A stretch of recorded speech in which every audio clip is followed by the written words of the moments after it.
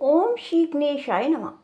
बोलो विष्णु भगवान की जय, लक्ष्मी माता की जय।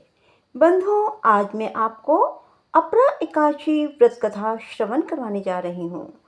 ज्येष्ठ मास के कृष्ण पक्ष की एकादशी को अपरा एकादशी अथवा अचला एकादशी कहा जाता है। अचला एकादशी अथवा अपरा एकादशी के दिन भगवान त्रिविक्रम की पूजा की जाती है। इसके करने से कीर्ति, पुण्य और धन की वृद्धि होती है। भूत प्रेत जैसी निकृष्ट योनियों से मुक्ति मिल जाती है। जहाँ तक व्रत के विधि विधान और फलाहार का प्रश्न है, वे सभी एकादशियों में एक समान ही माना जाता है। कुछ लोग एकादशी का व्रत नमक ग्रहण करके करते हैं और कुछ लोग नमक वर्जित व्रत करते हैं, अर्थात नमक ग्रहण नहीं करते, और कुछ लोग नमक ग्रहण करते हैं। बंधुओं, युधिष्ठिर भगवान श्री कृष्ण से पूछते हैं, हे भगवान, ज्येष्ठ मास के कृष्ण पक्ष की एकादशी का नाम क्या है? इसका महात्म क्या है? ये सब आप मुझे कृपा कर बतलाइए। तब भगवान श्री कृष्ण युधिष्ठिर से कहते हैं, हे राजन, इस एकादशी का नाम अपरा है। यह अपार धन देने वाली है। जो मनुष्य इस व्रत को करते हैं, संसार में उनको यश और कीर्ति की प्राप्ति होती है। अपरा एकादशी व्रत के प्रभाव से ब्रह्म हत्या, भूत योनि, पर निंदा आदि तक के सब पाप दूर हो जाते हैं। इस व्रत से पर स्त्री गमन, झूठी गवाही देना, असत्य भाषण, कल्पित शास्त्र पढ़ना या बनाना, झूठा ज्योतिष, झूठा वैद्य बनना तक के सभी पाप नष्ट हो जाते हैं। जो क्षत्रिय होकर युद्ध से भाग जाते हैं, वे नरकगामी होते हैं, परंतु अपरा एकादशी का व्रत करने से उन्हें भी स्वर्ग की प्राप्ति होती है। जो शिष्य गुरु से विद्या ग्रहण करते हैं और बाद में उनकी निंदा करते हैं, वे अवश्य नरक में जाते हैं, परंतु अपरा एकादशी का व्रत करने से वे भी इस पाप से मुक्त हो जाते हैं। जो फल तीनों पुष्कर में कार्तिक पूर्णिमा को स्नान करने से या गंगा तट पर पितरों को पिंडदान करने से प्राप्त होता है, वही अपरा एकादशी का व्रत करने से प्राप्त होता है।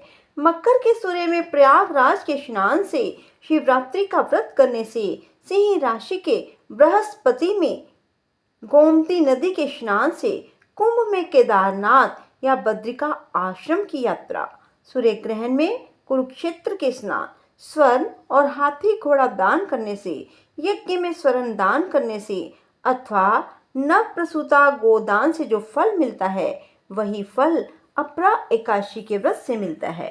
यह व्रत पाप रूपी वृक्ष को काटने के लिए कुल्हाड़ी है, पाप रूपी ईंधन को जलाने के लिए अग्नि, पाप रूपी अंधेरे के लिए सूर्य के समान है।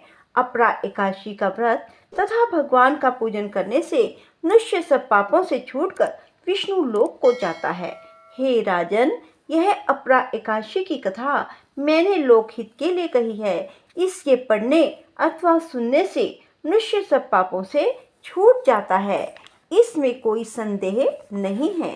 बंधुओं, जो कोई भी अपरा एकादशी का व्रत करता है, उसे अपार धन की प्राप्ति होती है। इसलिए बंधुओं, सभी को अपरा एकादशी का व्रत अवश्य करना चाहिए। वैसे भी ज्येष्ठ मास में आने वाली दोनों ही एकादशी, अपरा एकादशी और निचला एकादशी का बहुत अधिक महत्व है। बंधुओं, अपरा एकादशी के दिन प्रातःकाल जल्दी उठें, गंगा जल नहाने के जल में मिलाकर स्नान करें, भगवान विष्णु की षोडश उपचार पूजा करें, भगवान को तुलसी दल अवश्य अर्पित करें, भगवान को मौसम अनुसार जो भी फूल है वह अर्पित करें और मौसम अनुसार फल भी भगवान को अर्पित करें। फिर भगवान की आरती करें। सारा दिन भगवान विष्णु के नाम सुमिरन में बताएं, श्रीमद् भागवत कथा श्रवण करें, गजेंद्र मोक्ष की कथा सुने, फलाहार करें, रात्रि जागरण करें, भगवान विष्णु के समक्ष शुद्ध देसी घी का दीपक जलाएं और रात्रि जागरण करें, भजन कीर्तन करें। प्रातःकाल फिर से जल्दी उठें, स्नान करें और फिर भगवान की पूजा करें और किसी ब्राह्मण को भोजन करा के व्रत का पालन करें। बंधुओं, यदि आप इस प्रकार से व्रत करते हैं तो आपको अपार धन की प्राप्ति होगी। बंधुओं, एकादशी के दिन किसी का भी दिल ना दुखाएं, किसी जीव की हत्या ना करें, निंदा चुगली से परहेज करें, बाल आदि ना कटवाएं और ना ही स्थिर से धोएं। बंधुओं, यदि आपको हमारी ये वीडियो पसंद आए तो इसे लाइक करने के साथ साथ शेयर करें और कमेंट बॉक्स में राधे राधे लिखना ना भूलें। राधे राधे, जय श्री कृष्णा, धन्यवाद।